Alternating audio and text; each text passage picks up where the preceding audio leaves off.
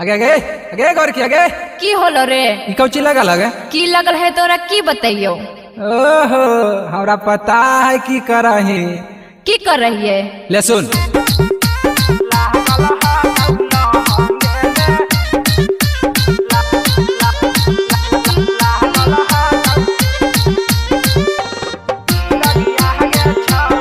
Nalanda recording studio Bihar Sharif. लाल लागौ गाल ग छौड़ी बिखरल तोहरा बैल गे आ सच सच बता दे ग छौड़ी के कर हखी माल गे ताके कहरा से मिले जाही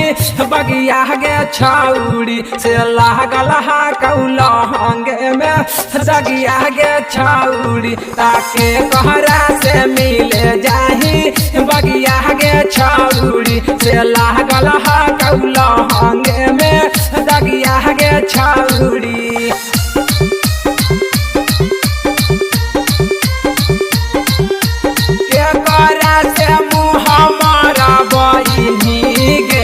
दागल हंगे में लगाईनी अके करा से मुँह हमारा बहिनी गे दागल हंगे में लगाईनी पढ़े के बहाने छौड़ी खोजे जाही यार गे लगा हौ कि नान्हे के लगई तू खेलार गे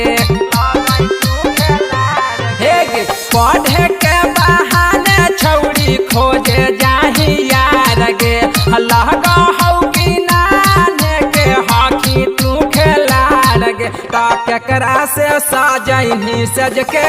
तजिया गे छौड़ी से लागल हा कौला हंगे में दगिया गे छौड़ी से केकरा से मिले जाही तू बगिया गे छौड़ी से लगाइले नीला हंगे में दगिया गे छौड़ी।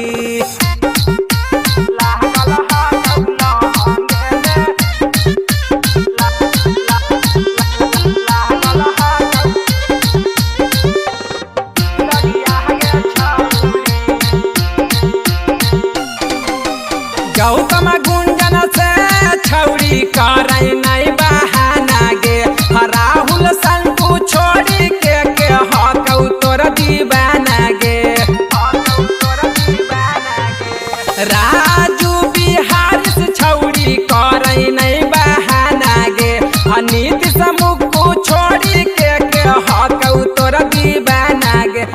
बाप माई के रखनी नहीं लजिया गे छौड़ी से लगाइले नीला हंगे में दगिया गे छौड़ी सा केकरा से मिले जाही तू